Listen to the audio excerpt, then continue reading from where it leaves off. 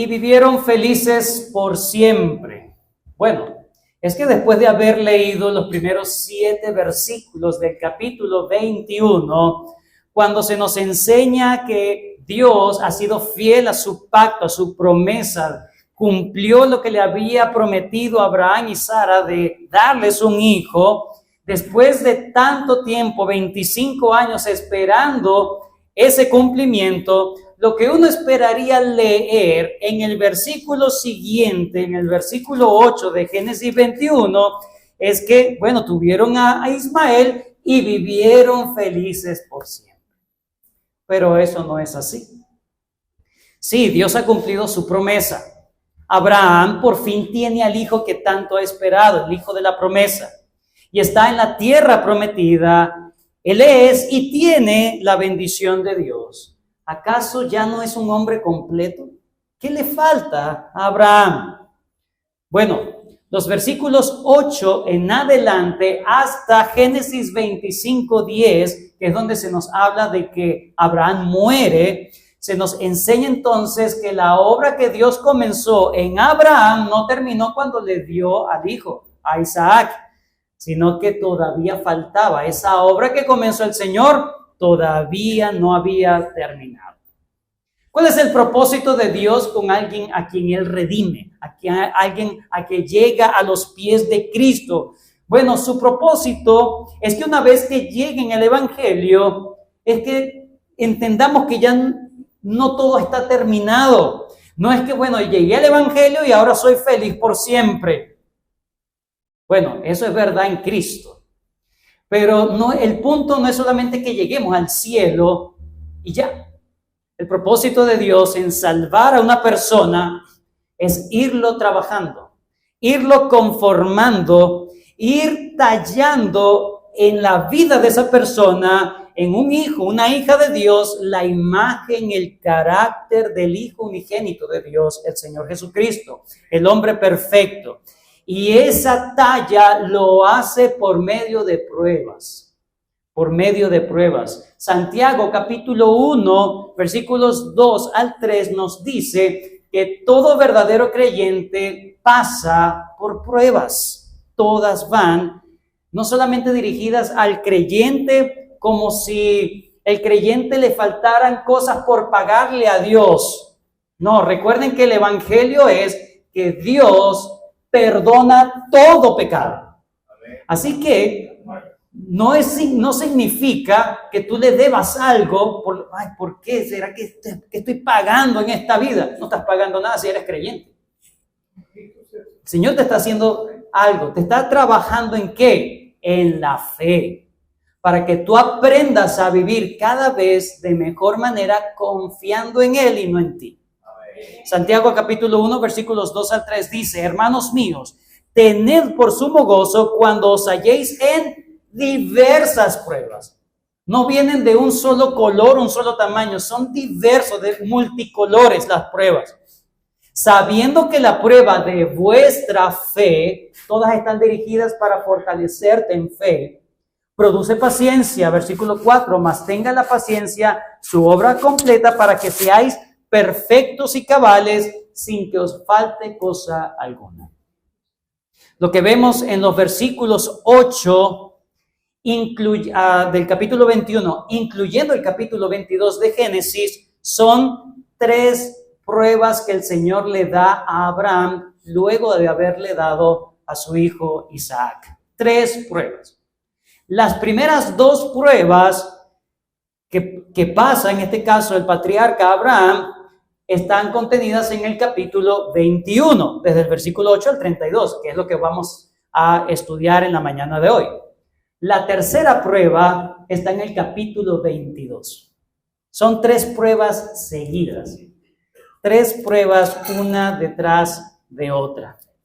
Eso es lo que vemos entonces, por lo menos podemos considerar 2 cosas antes de abordar este capítulo. Consideremos 2 cosas. Número 1, tengamos en mente 2 cosas. Número 1, hay una cosa en común entre las 3 pruebas. Hay una cosa en común en estas 3 pruebas. Todas están dirigidas a probar y a tratar con el amor o los amores o los afectos del corazón de Abraham. Es decir, buscan revelar y corregir la idolatría que se pueda hallar en el corazón del patriarca para que aprenda a vivir más por fe. ¿Qué es la idolatría? La idolatría es cuando colocamos toda nuestra esperanza, nuestra satisfacción, nuestro sentido de vida, nuestra plenitud en cualquier cosa que no sea Dios. Por eso es que no vamos al mundial y el cristiano no se derrumba. Y el que se derrumba ya sabe que tiene un ídolo en su corazón. En segundo lugar, de estas tres pruebas, la más dura evidentemente es la tercera, la que se nos narra en el capítulo 22. Esto significa que las dos pruebas anteriores son pruebas preparatorias. Son unos parciales, pues, antes de la prueba final. Son unos parciales. La mayor y más grande prueba la tenemos luego de que el propio Abraham ha sido probado en áreas, en flancos, en donde necesita fortaleza para pasar la prueba más difícil, la prueba más difícil de su fe. Vamos a ver entonces estas dos pruebas preparatorias. La primera prueba la vemos desde el versículo 8 hasta el versículo 21. Y es una prueba relacionada con el hijo de la promesa. Una prueba relacionada con el hijo prometido, el hijo de la promesa, versículos 8 al 21. La segunda prueba preparatoria es una prueba relacionada con la tierra prometida. Una prueba relacionada con la tierra prometida, versículos 22 al 34. Comencemos inmediatamente considerando nuestro primer encabezado, la prueba relacionada con el hijo prometido. Versículo 8 dice, y creció el niño y fue destetado. Lo primero que debemos entender es que desde el versículo 7 al versículo 8 ha transcurrido un periodo de tiempo de aproximadamente 3 o 4 años. 3 o 4 años, que es la edad en que los niños en ese momento en la antigüedad eran destetados. Es bien conocido que en las culturas antiguas era común hacer una gran celebración cuando llegara ese momento. ¿Por qué? Porque es ver cómo está creciendo ese infante, está madurando ese niño. Ya ha pasado de ser un bebé, ya se ha sentado, ha gateado, está parándose, ahora está dando sus pasos, está comiendo sólido. Mira, es un gozo que hay y ahora está siendo destetado. Y lo que está haciendo Abraham es algo culturalmente normal y aceptable. Creció el niño y fue destetado. ¿Y qué hizo Abraham? Se regocijó. Y Abraham hizo gran banquete al día que fue destetado Isaac. Había una gran celebración. Todos estaban contentos, todos estaban gozosos, todos estaban felices excepto uno. Versículo 9 dice, y vio Sara que el hijo de Agar, la egipcia, la cual ésta le había dado a luz a Abraham, se burlaba de su hijo Isaac. Sí, todos están contentos, todos están felices, todos están riendo de alegría, pero hay uno que no se ríe de alegría, sino de burla. Uno que se está riendo de mofa, se está mofando del hijo de la promesa. Uno que se está riendo, pero con menosprecio en su corazón por Isaac. Ismael es el hijo en la carne según las escrituras, mientras que Isaac es el hijo del espíritu, en la promesa. Eso es la interpretación que da el Nuevo Testamento a este pasaje. Vayan conmigo a Gálatas, capítulo 4, versículo 28. Gálatas, capítulo 4, versículo 28. El apóstol Pablo está agarrando este episodio y hace esta comparación de estos dos niños. Así que, hermanos, más adelante vamos a leer el contexto completo de Gálatas, pero por ahora quiero que nos concentremos en los versículos 28. Gálatas 4:28. Así que, hermanos, nosotros como Isaac, es decir, los que somos creyentes, nos comparamos a Isaac, somos de la promesa, somos del espíritu. Somos hijos de la promesa. Pero como entonces el que había nacido según ¿qué? Según la carne, es decir, con estrategia humana, de una idea terrenal simplemente, de la carne, ¿sí? Perseguía al que había nacido según el Espíritu, así también ahora. Así también ahora. Se nos dice que Isaac es nacido en la carne, Ismael es nacido en la carne, mientras que Isaac es nacido según el Espíritu, y nosotros somos parte de esa simiente, nacidos del Espíritu. Y así también es ahora. Note que el punto acá de la risa que dice que en Génesis capítulo 21, esa risa no es cualquier risa, no es cualquier cosa. Hermanos, esto no es un muchacho molestando a otro. No es una pelea entre niños, no. Estamos hablando de que es Ismael, un jovencito de aproximadamente 17 o 18 años, que se está burlando de un niño de 3 o 4 años. Pero lo peor no es eso, porque dice que se estaba burlando, mientras que en Gálatas dice que lo estaba persiguiendo. Lo estaba persiguiendo, no es una burla cualquiera. Sí, todos están felices, están alborotados, gozosos, y él en medio de esa situación se camufla de manera muy sagaz y trata de hacerle daño al hijo de la promesa. De manera que nadie se dé cuenta. Pero ¿quién sí se dio cuenta? Siempre las mamás se dan cuenta. Versículo 9. Y vio Sara que el hijo de Agar, la egipcia, el cual le había dado a luz a Abraham, se burlaba de su hijo Isaac. Abraham no se daba cuenta de la situación, pero usted sabe que la esposa, la mujer, la mamá, siempre tiene ese sexto sentido, ¿sí? Que nadie se da cuenta y ella sí se da cuenta. O que yo quiero conseguir algo y nunca lo consigo, pero ella sí. Y pasa por el mismo lugar, aquí está. ¿No lo viste? No lo vi. No, es que no se ve. Pero tienen algo. Bueno, aquí está Sara.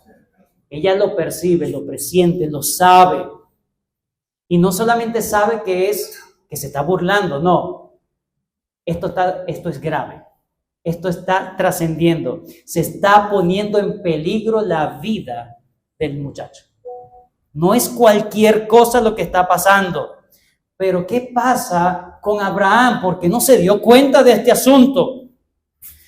Bueno, note que lo que hace Sara es correcto, según la narración. Por tanto, versículo 10, dijo a Abraham, ella se acerca a la autoridad, con quien debe hablar, con quien tiene la oportunidad y el poder de resolver el asunto. Eso está muy bien. Se acerca a su marido, habla con su marido y le plantea la solución al marido. ¿Y cuál es la solución? Versículo 10. Por tanto, dijo a Abraham, echa a esta sierva y a su hijo, porque el hijo de esta sierva no ha de heredar con Isaac, mi hijo. Qué solución tan pacífica. Qué solución tan cristiana, podrían algunos argumentar, o de forma sarcástica. Bueno, para el que lee esto, podríamos también entender el asombro que tiene Abraham, versículo 11. Este dicho pareció grave. Pareció grave. Abraham, hermanos, no ve correcta la solución planteada por Sara. Lo ve desproporcionado. Lo ve muy radical, muy legalista, muy extremista. Estás pasada, mujer. ¿Cuál es la razón por la que él no ve esa situación peligrosa? Porque él ama a su hijo Ismael. Ama a su hijo Ismael y su amor es tal que ya sobrepasa de que ni siquiera vea el peligro que está corriendo su otro hijo. No es que está mal que un padre ame a su hijo, pero aquí ya no es un amor que debería tener. Ya él tiene una idolatría en su corazón. Él está viendo, de hecho, note que en todo lo que hemos visto de Génesis hasta ahora, Abraham lo que ha querido es tener un hijo. Y cuando el Señor se le presenta en Génesis 17, Dios le dice, vas a tener un hijo, pero ¿para qué, Señor, si ya yo lo tengo? Ese no era el punto. No, yo te lo voy a dar. Pero Abraham, en vez de aceptar inmediatamente, está bien, Señor, perdóname lo que yo hice, ahora acepto lo que tú me estás otorgando, ofreciendo. Le dice, acepta a este delante de ti, que sea entonces Ismael el que tenga la bendición. Adóptalo a él como el hijo de la promesa. Lo está amando mucho porque son parte de sus obras. Es parte de lo que él es, su esfuerzo personal para llegar a Dios. Así que él está amando más a Ismael que a la propia, y eso lo está cegando de ver la situación con la gravedad que tiene, porque la solución que está dando Sara es acorde con la situación. Es acorde con la situación. Y eso es ratificado con las palabras del mismo Señor, versículo 12. Entonces dijo Dios a Abraham, no te parezca grave. Qué interesante. Cualquiera se escandaliza y dice, no, es que la situación es grave. No te parezca grave, o sea, es lo menos que puedes hacer. No te parezca tan grave, porque lo que está pasando aquí es que el hijo de la promesa está corriendo peligro. Está siendo acechado por el hijo de la serpiente. No te parezca grave a causa del muchacho y de tu sierva. En todo lo que te dijere Sara, oye su voz, porque en Isaac te será llamada descendencia. Entonces vemos que las palabras de Dios a Abraham confirman que Abraham tenía un problema en sus prioridades y sus afectos. Él quería salvaguardar a los dos niños. Los amaba, está bien, como un padre, pero ya no estaba viendo la voluntad de Dios en el asunto. Sus pecados lo han alcanzado. Pensaba que su hijo no iba a traer problema en absoluto. Y mire que ahora está poniendo en riesgo o en peligro el hijo de la promesa. ¿Y qué le dice el Señor? Entiendo que este asunto debe ser erradicado completamente. ¿Por qué? Porque va a ser peor. Abraham no lo quiere entender. Pero al final, ¿qué hace Abraham? El Señor sabe el corazón de Abraham. Ha sido una torpeza de Abraham haber hecho lo de Agar y tener a Ismael, pero lo ha conservado con él. Lo ha conservado con él. No quiere desligarse. Versículo 13. Y también, este es el Señor, también del hijo de la sierva haré una nación, porque es tú. Dios le está prometiendo que lo va a cuidar y que le va a dar una bendición de fructificar también a este muchacho. Y eso es lo que termina de quebrar el corazón de Abraham, para que Abraham ahora entregue lo que no había entregado antes. Porque el Señor le dice, déjamelo a mí, entrégamelo a mí, déjame que yo lidie con este problema. No creas solucionar, resolver este asunto a tu manera, no puedes. Entrégamelo a mí, yo me encargo. Concéntrate en lo que yo te estoy mandando. El hijo de la promesa estaba corriendo peligro, pero Abraham no se estaba percatando porque él estaba suavizando en su mente la maldad de su hijo Ismael, porque amaba más a Ismael de lo que debía. Sin embargo, a pesar de eso, Abraham recibe una gran consolación. Dios le dice que lo va a proteger, que va a guardar a Agar y a su hijo Ismael, pero que no puede estar más con él. Que confíe entonces en él. Así que Abraham tiene que tomar la decisión. Esta es la encrucijada, esta es la primera prueba. ¿Qué vas a hacer? ¿Qué decisión vas a tomar, Abraham? ¿Vas a seguir lo que Dios te está pidiendo hacer a pesar de que no quieras?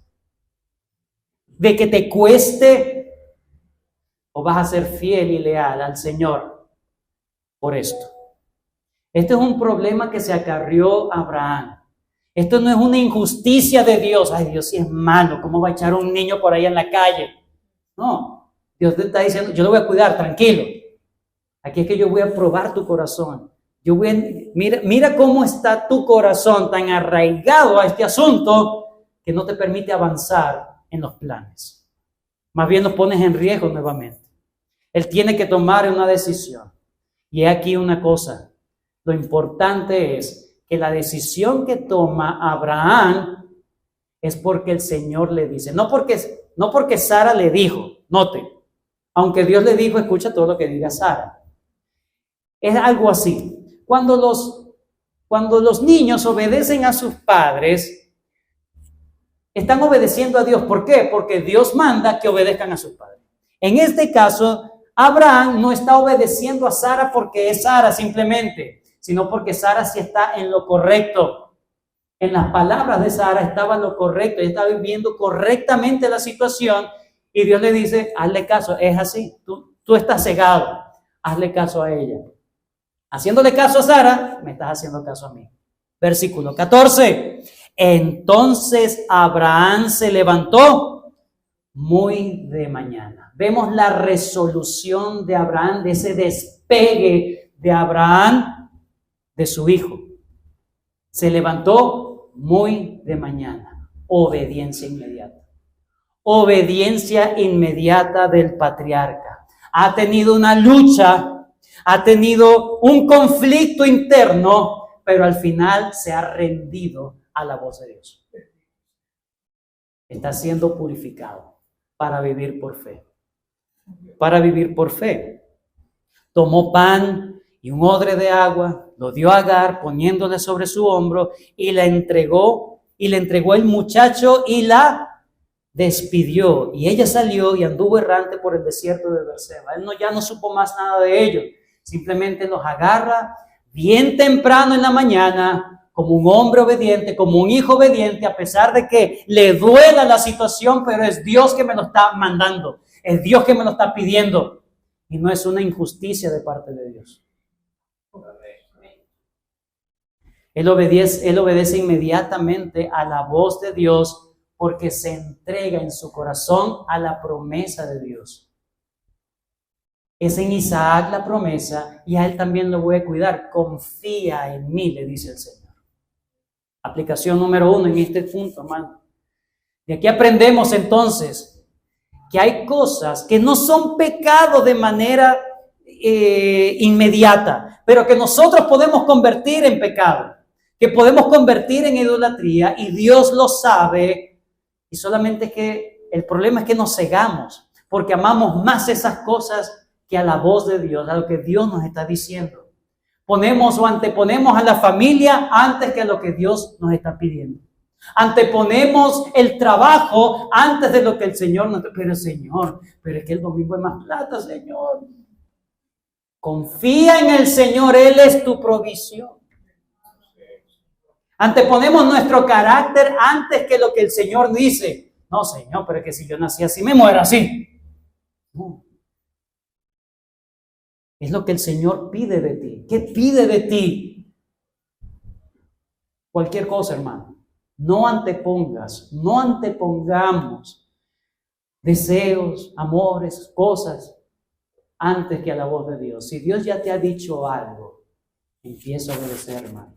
Empieza a obedecer temprano. Segundo, Gálatas capítulo 4, vamos nuevamente allí, porque es necesario ver el contexto completo. Gálatas capítulo 4, versículos 21 en adelante. Dice la palabra del Señor: decidme los que queréis estar bajo la ley, es decir, bajo los que quieren ganarse el favor de Dios por sus obras.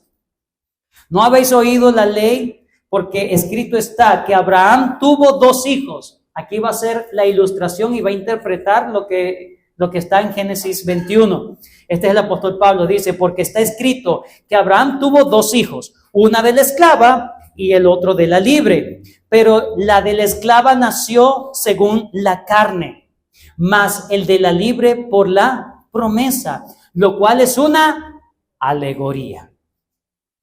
¿Cuál es esa alegoría? Pues estas mujeres son los dos pactos. El uno proviene del monte de Sinaí, el cual da hijos para esclavitud, es decir, que yo tengo que hacer para ganar cosas de Dios. Mientras, ¿verdad? De esclavitud, este es Agar. Porque Agar es el monte Sinaí en Arabia y corresponde a la Jerusalén actual, la terrenal. Pues esta junto con sus hijos está en esclavitud, mas la Jerusalén de arriba, la cual es madre de todos nosotros, es libre, hay libertad, porque está escrito: regocíjate, oh estéril, tú que no das a luz, prorrumpe en júbilo y clama tú que no tienes dolores de parto, porque más son los hijos de la desolada que la que tiene marido. Así que, hermanos, nosotros como Isaac somos hijos de la promesa, para que como entonces el que había nacido según la carne perseguía al que había nacido según el Espíritu, así también ahora. Mas, ¿qué dice la Escritura? Echa fuera a la esclava y a su hijo, porque no heredará el hijo de la esclava con el hijo de la libre. No puedes tener dos cosas, amar dos cosas, tus obras y lo que Cristo hizo. No. O son tus obras o amas solamente lo que Cristo hizo y descansas solamente en lo que Cristo hizo. Esa es libertad. De manera, hermanos, que no somos hijos de la esclava, sino de la libre. Estad pues firmes en la libertad con que Cristo nos hizo libre, y no estéis otra vez sujetos al yugo de esclavitud. Este episodio entonces nos enseña que es normal que la simiente de la carne, la simiente de la serpiente, no solo busque burlarse de la simiente de la mujer, sino que procura destruir la simiente de la mujer. Eso es normal. Ese es el mundo en donde estamos. Hemos sido testigos en esta semana de la muerte de un hijo de Dios. Un hombre que fue fiel al Señor, un hombre que no tuvo pelos en la lengua y hablaba con las personas y le hablaba la fe de Cristo. Y la simiente de la mujer, un representante de la simiente de la serpiente, atentó contra la vida de este hombre. Un valiente cristiano que habló de la fe, que habló en todos los ámbitos en que se movía para la gloria de Dios, y la simiente de la serpiente lo buscó. Así es. Los cristianos estamos expuestos a la muerte, hermanos. No debemos mezclarnos. Las dos simientes no se deben mezclar. Siempre debe haber alguna diferencia, porque son cosmovisiones diferentes. Eso va a pasar en todo verdadero cristiano, que nos rechacen por el hecho de ser cristianos. No porque seamos repugnantes, ni porque seamos agresivos, ni porque seamos orgullosos en lo que decimos, no, sino porque con toda humildad y con mansedumbre, pero con lealtad, somos firmes en hablar la palabra de Dios. Así que si tú has sufrido burla, persecución por parte de personas que quieren desanimarte en la fe, sigue adelante, hermano, eso es normal, estás en el buen camino. Pero si no, si recibes más bien aplauso del mundo, si eres uno más del mundo, que nadie diferencia, ay, tú eres cristiano, ni me lo imaginaba. Eso es grave, eso sí es grave, porque no puede heredar tu justicia, tus obras con lo que hizo Cristo. No puede. O eres de la simiente de la mujer o eres de la simiente de la serpiente. Que el Señor nos ayude en eso. Pero seguimos viendo entonces qué dice el capítulo. Para terminar esta primera prueba, los versículos 15 al 20 es hermoso, porque nos habla de, una vez más, de la fidelidad de Dios a sus promesas. Versículo 15. Y le faltó el agua del odre. ¿A quién? A Agar y a su hijo, y echó al muchacho debajo de un arbusto, y se fue y se sentó enfrente a distancia de un tiro de arco, porque decía, no veré cuando el muchacho muera. Y cuando ella se sentó enfrente, el muchacho alzó su voz y lloró. Y oyó Dios la voz del muchacho, y el ángel de Dios llamó a Agar desde el cielo y le dijo: ¿qué tienes, Agar? No temas, porque Dios ha oído la voz del muchacho donde está. Levántate, alza al muchacho y sosténlo con tu mano, porque yo haré de él una gran nación. ¿Por qué Dios le dice o le ratifica estas palabras? Porque ya se lo había prometido a Abraham. No porque ellos se lo ganaron. ¿Qué merecía Ismael y Agar? La muerte. ¿Acaso no estaban acechando al hijo de la promesa? ¿Qué merecían verdaderamente? Morirse de hambre. Eso es lo que ellos merecían. Pero Dios ya se había dado su palabra a Abraham de cuidarlos y darle una bendición de fructificar. Sí, ellos saben que están a punto de morirse. Ella lo entrega, ya aquí no hay más nada que hacer. Y el muchacho llora. Y dice que Dios oye la voz del muchacho. ¿Por qué? Porque Dios dijo: ay, no voy a perder a este pobre hombre. Necesito a este hombre aquí en la calle. Necesito a este hombre aquí, este muchacho que se está muriendo. No, me compadezco y por eso lo voy a amar. No, no es por eso. No fue un momento simplemente de compasión de Dios. Ni tampoco porque se lo merecía, ni tampoco porque Abraham se lo merecía, ni Agar menos el muchacho. Es la pura gracia de Dios, porque Dios se lo prometió a Abraham. Y esa promesa de Dios a Abraham no está basada, esta promesa que Dios le dio aquí a Abraham, mire, que a Agar le dice: yo voy a hacer de él una gran nación, pero sabemos la razón del por qué lo iba a hacer el Señor. Versículo 13, y también se lo está diciendo a Abraham: y también el hijo de la sierva haré una nación, porque es tu descendiente. Esa promesa inmediata está basada en una promesa más grande. ¿Cuál es? En ti serán benditas los hijos de la tierra, y él es tu descendiente. Por eso yo voy a cumplir mi palabra. Todo es porque Dios es fiel a lo que promete. Dios es fiel a su pacto. Dios es fiel a su pacto. La no destrucción de Agar e Ismael se debió exclusivamente al pacto de Abraham. Aunque merecían morir por sus hechos pecaminosos y malvados, Dios se restringe en ese sentido de ejecutar un juicio y darles misericordia. No por razón de ellos, sino por razón de su promesa a Abraham. Eso nos enseña entonces, aquel que me escucha, ¿eso significa que yo puedo vivir mi vida como yo quiera, igual Dios me va a bendecir? La respuesta es no. Tú estás aquí, tú crees que estás bien o que te va bien, no es porque te lo merezcas, es porque Dios le hizo una promesa a un hombre llamado Noé, que a ese hombre Dios le dijo: yo voy a deponer mi arco en los cielos, voy a colocar mi arco en los cielos. Ay, ese arco iris tan bonito. Bueno, eso significa que Dios no va a destruir la humanidad por sus pecados, sino que va a tener paciencia con la humanidad. Por eso es que tú estás vivo todavía. No porque tú lo has ganado. Solo y exclusivamente por el pacto noémico es que la tierra no ha sido destruida. No porque los hombres se ganen algo de Dios. No porque no haya una destrucción inminente si yo me porto mal. ¿Y a Dios se le olvidó? No.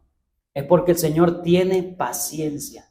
Y no tiene paciencia simplemente porque quiere en el momento tener paciencia, sino porque Él se lo prometió, ¿no es?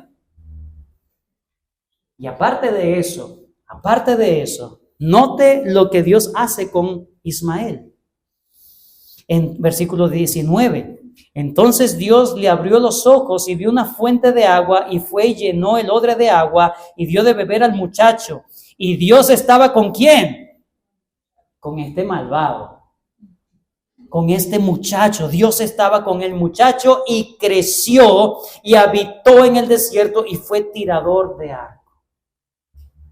Dios estaba con él. ¿Por qué? Porque si Dios retira su gracia de este muchacho, se muere. Eso se llama gracia común. Gracia común. Dios está con cada uno de nosotros. ¿Dios está contigo? La respuesta es sí.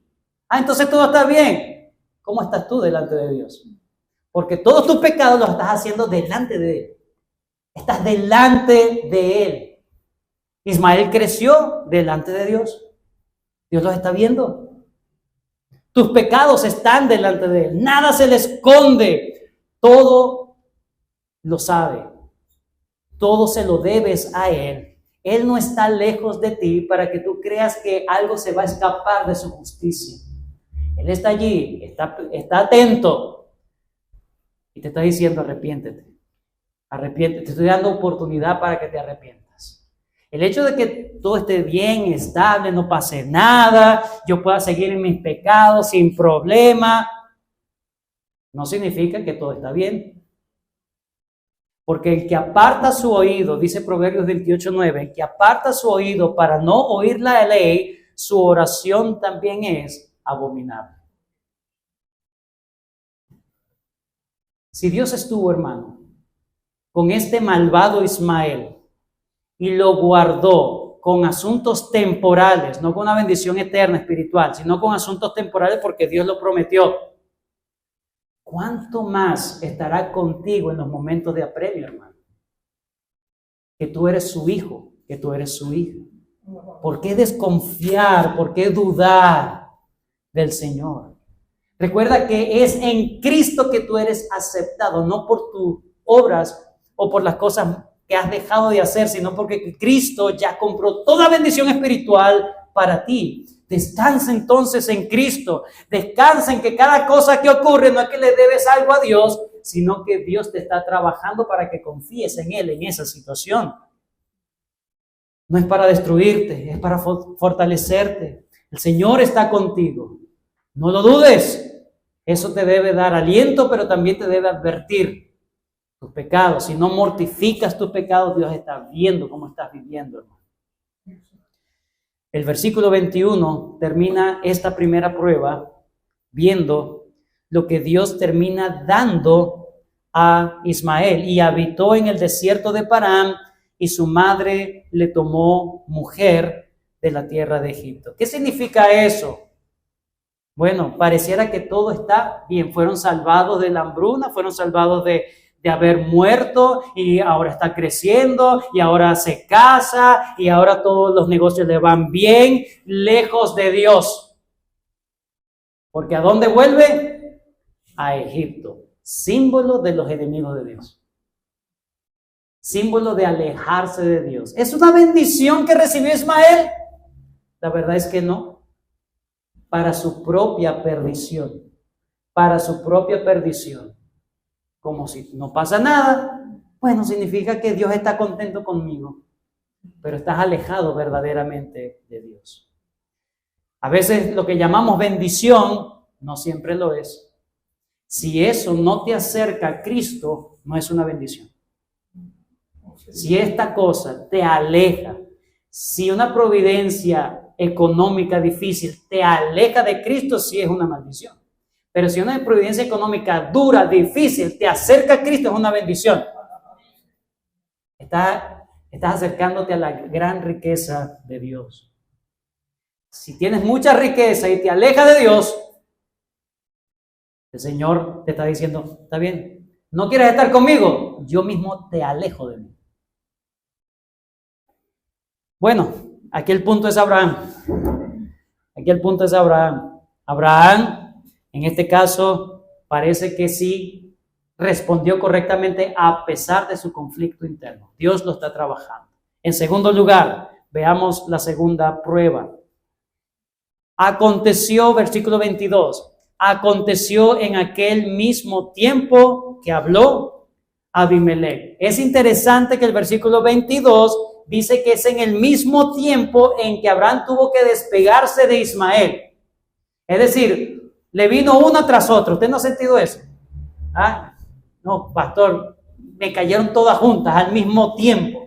Es como esas olas que revuelcan a uno y uno trata de agarrar ahí y me vuelve la otra ola. Bueno, así está Abraham. No termina de pasar una prueba cuando le llega la otra.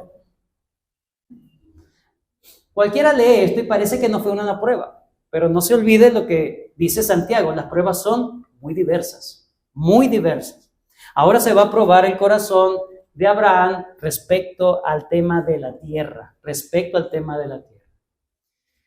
Versículo 22 nos habla de que llega Abimelec, ya lo hemos visto anteriormente, el rey de los filisteos de Gerar.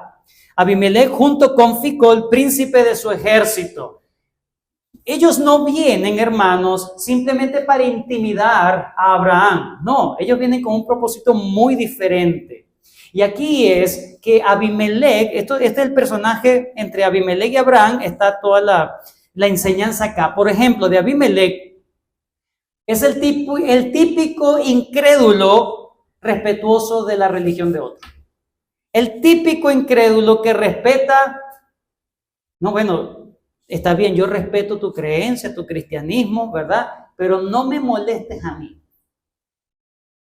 Eso es lo que está haciendo Abimelec. Yo quiero un tratado de paz. Yo respeto, yo entiendo, mire que dice, llegaron con Abraham y dijeron, dice Abimelec, Dios está contigo en todo cuanto hace. Él reconoce la gracia de Dios en Abraham. Reconoce que el Dios de Abraham es un Dios verdadero. Reconoce que el Dios de Abraham es un Dios poderoso. Es un Dios de milagro, porque está viendo corretear a Isaac por ahí, digo yo. Está viendo el milagro que el Dios de Abraham le ha hecho. Y él, en vez de venir a renunciar a su politeísmo, como los filisteos, y venir y dame a ese Dios, yo quiero ser parte de la familia de ese Dios. Él, mira, yo te respeto, pero vamos a hacer lo siguiente. Mi intención es, yo no te voy a agredir, pero tú tampoco me agredes a mí. ¿Sí? Y eso es lo mejor que yo puedo hacer. Es un hombre respetuoso, moral, sensato. Se acerca con su comandante del ejército, no para intimidar a Abraham, como dije, sino simplemente para que hayan testigos de que haya ese acuerdo de paz. ¿Por qué? Versículo 23. Ahora pues, júrame aquí por Dios. Está haciendo referencia al Dios de Abraham, por tu Dios. Júrame aquí por Dios que no faltarás a mí. La palabra también es, no me vuelvas a engañar. O sea, Abimelec está diciendo, tú sabes que tú tienes una pata coja por ahí. Y yo soy mejor que tú. Entonces, no me vuelvas a engañar, sino que hagamos un tratado de paz. Por eso es que trae testigos. En este caso, su general de ejército, de que no nos vas a agredir. Yo sé que tú tienes el poder, pero yo he sido bondadoso contigo, así que vamos a mantener la fiesta en paz. Tú con tu iglesia y yo aquí tranquilo. Y todo bien. Y todo bien. Abimelec es astuto. Él no duda que el Dios de Abraham es verdadero, pero él no quiere realmente nada con el Dios de Abraham, porque él no quiere renunciar a su politeísmo. A él lo único que le importa es no ser molestado, ni para bien ni para mal. Déjame aquí y ya. Yo te respeto, tú me respetas. Respeta para que te respete. En pocas palabras, Abimelec no quiere nada con el Dios de Abraham, pero tampoco quiere ir en contra del Dios de Abraham, no, porque yo sé que es poderoso. Entonces, mantengamos la distancia. Este es un hombre moralista, simplemente. Moralista. Se ve muy respetuoso, pero sin darse cuenta, está firmando su sentencia de muerte. ¿Por qué? Proverbios 14:12 dice, hay caminos que al hombre le parecen derechos, pero su fin es camino de muerte. Es decir, no me presentes más a ese Dios. Yo lo respeto, yo lo tengo ahí, pero ya, así yo estoy bien. No estás bien, tú necesitas a ese Dios, porque si no vas al infierno. Y eso es lo que Abimelec no veía.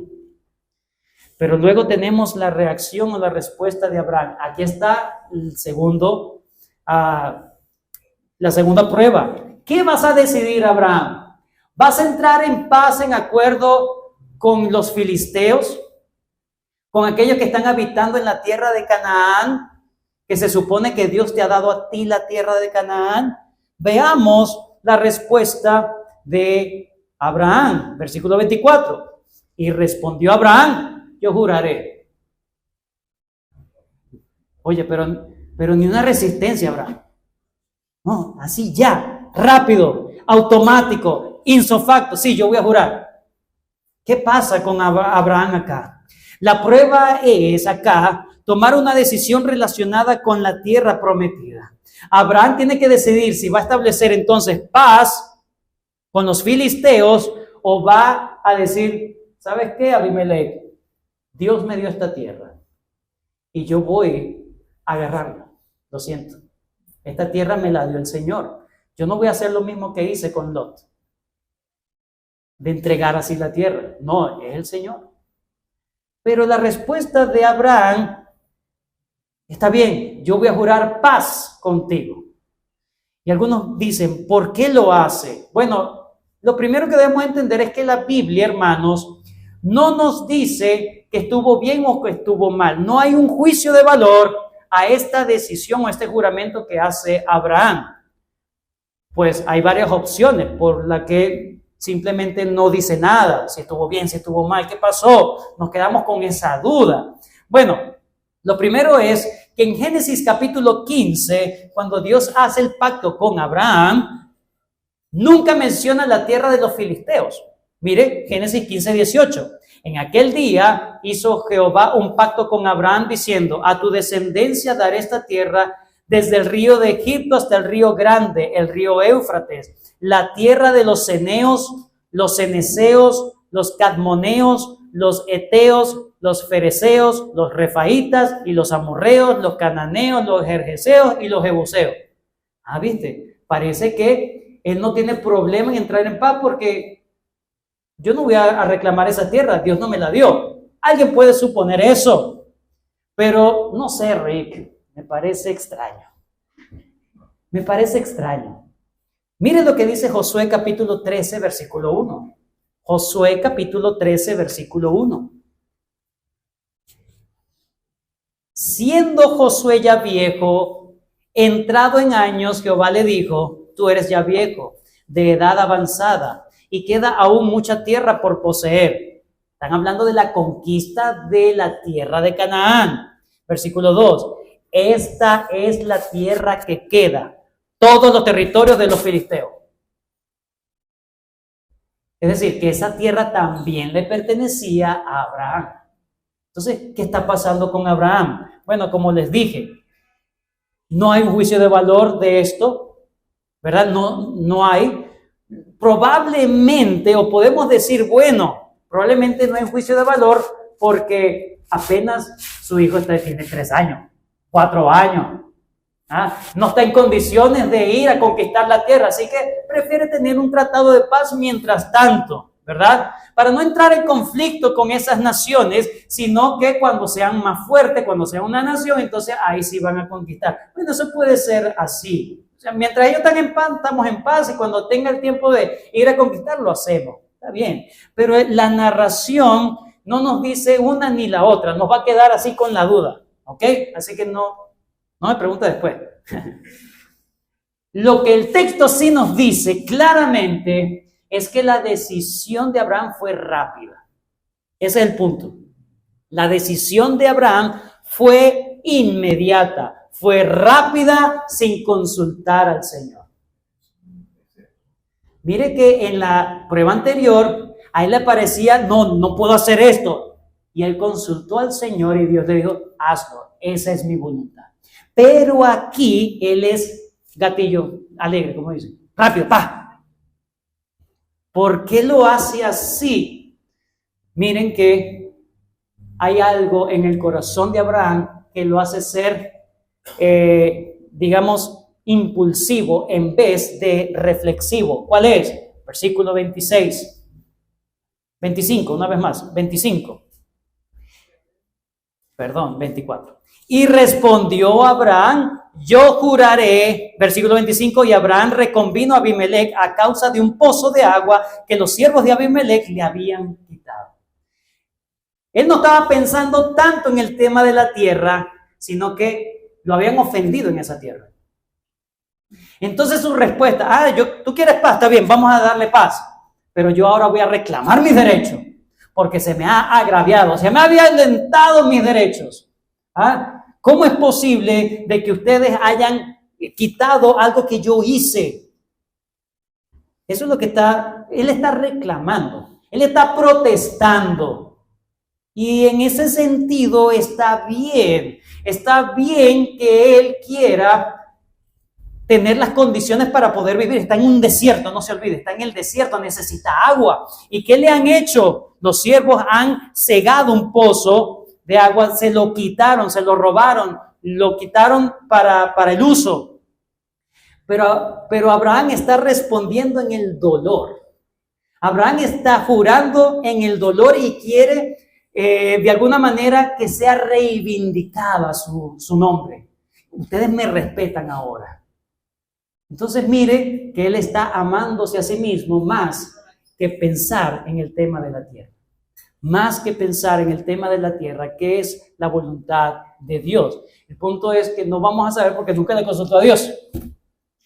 Esta situación, sí, ponía en peligro la estabilidad, no tener agua, ponía en peligro la estabilidad y la sobrevivencia en esa tierra en donde estaba morando. Abraham está bien en que pueda velar por los intereses de su familia, pero al final no sabemos si es que estaba pensando más en su comodidad, en su nombre, en su prestigio, en que lo respetaran los demás, o estar pensando verdaderamente en que esta decisión, este juramento que estoy haciendo, realmente es lo que Dios quiere que yo haga para que podamos mantener el plan de Dios. Miren cómo es la disposición de Abraham en este asunto. Recuerden que Abraham, cuando escuchó la voz de Dios, Dios le dijo, hazlo, se paró bien temprano y actuó. Miren la disposición de Abraham ahora. Y tomó a Abraham, porque Abimelech ahora dice, bueno, no sabía, vamos a resolverlo. Respondió Abimelech 26, no sé quién haya hecho esto, ni tampoco tú me lo hiciste saber, ni yo lo he oído hasta hoy. Versículo 27. Ahora mire la intrepidez, la prontitud de Abraham. Y tomó Abraham ovejas y vacas y dio a Abimelech e hicieron ambos pactos. ¿Eso no será suficiente? No, para Abraham no fue suficiente eso. Hicieron pacto. Y entonces puso Abraham 7 corderas del rebaño aparte, o sea, hace más. Y dijo Abimelech a Abraham, ¿qué significa estas 7 corderas que has puesto aparte? Y él respondió, que estas 7 corderas tomarás. O sea, agárralas. O sea, tómalas de mi mano, porque yo quiero que me devuelvan lo mío. Con lo mío no se metan. Quiero que se devuelva. Abimelech, ¿qué significa esto? Tomarás de mi mano entonces para que me sirvan de testimonio que yo cavé este pozo. Le está diciendo, ustedes son unos injustos. Yo lo hice y ustedes me lo quitaron. Por eso llamó a aquel lugar Berseba, porque allí juraron ambos, ¿verdad? El lugar del juramento. 32, así hicieron pacto en Berseba. Se levantó Abimelech y ficó el príncipe de su ejército y volvieron a la tierra de los filisteos. No se olvide que los filisteos son descendientes de Canaán. Ellos también eran enemigos de Dios. Pero parece que él no estaba viendo ese asunto. Abraham simplemente estaba viendo sus propios intereses, su propia comodidad. Sí, podemos decir, está pensando en la familia, probablemente, pero aquí es un corazón que ha sido herido. Y esto es lo que estamos viendo. Pastor, ¿y ahora qué podemos hacer con este Abraham? Una nota de esperanza, el versículo 33. Y plantó Abraham un árbol tamarisco en Berseba, e invocó allí el nombre de Jehová, Dios eterno, y moró Abraham en tierra de los filisteos muchos días. Puede ser cuestionable el juramento, muy cuestionable, pero al final él termina buscando al Señor. Y probablemente esto de que haya estado allí en tierra de filisteos morando, pero invocando el nombre de Dios, fue un tiempo de comunión donde él tuvo las herramientas que necesitaba y que seguramente Dios le estaba siguiendo, puliendo su carácter para la prueba más grande que iba a tener. Primera imagen, para terminar, primera imagen de todo esto. Vemos que Abraham planta un árbol de tamarisco. ¿Qué significa eso? Es un árbol de tamarisco. ¿Cuál es el punto del árbol? Ellos crecen, ellos profundizan, ese árbol profundiza hasta llegar al agua. En medio del desierto, pueden haber tormentas del desierto y un árbol de tamarisco no se va a mover. ¿Por qué? Porque profundizó tanto que llegó al agua. Esa es la imagen que se nos termina dando de Abraham después de este juramento. Un tiempo de comunión íntima con el Señor, como ese árbol de tamarisco en medio del desierto ha tenido profundidad y está arraigado. Eso es lo que está pasando en la vida de Abraham. Está teniendo comunión profunda con el Señor. Moró muchos días así. Eso fue lo que le dio fuerzas para la siguiente prueba. Pero hay otra imagen más grande todavía. Vemos aquí a un Abimelech, un pagano, pidiéndole misericordia, pidiéndole que una tregua de paz al hombre de Dios, a alguien que tiene la gracia de Dios. Le está pidiendo protección, no me agredas. Y este hombre de Dios le está dando misericordia a un pagano. Eso es muy lindo. Pero en Cristo ocurre algo mucho mejor. En Cristo, el que se acerca no es el pagano a Cristo, sino Cristo al incrédulo. El verdadero justo acercándose a nosotros los injustos para ofrecernos misericordia. Para ofrecernos no solamente un simple pacto de no agresión, sino para ofrecerte un pacto de comunión con Él, un pacto de perdón de todos tus pecados, un pacto de amor eterno, un pacto de pertenecer siempre y por siempre a su familia, que todas sus bendiciones están sobre ti. No es que tú buscas a Dios, Dios te está buscando. ¿Qué estás haciendo tú con el Señor? ¿Qué estás haciendo tú con el Señor? En conclusión, ¿y fueron felices por siempre? No. Esos felices por siempre será cuando lleguemos al cielo, hermano. Mientras tanto, la vida cristiana es una vida de pruebas, una tras otra. Dios no te odia por hacerte pasar por pruebas. Te está trabajando porque vendrán pruebas más fuertes, más difíciles de tu fe. Dios es bueno. Te está trabajando para que cada vez mejores y aprendas a amarle más a Él por sobre todas las cosas. Llegar al Evangelio no significa ya, se acabó mis problemas. No significa eso. Más bien significan pruebas para que aprendas a depender más del Señor. Y así como Abraham en momentos respondió bien, en momentos no tan bien. Así es la vida del creyente.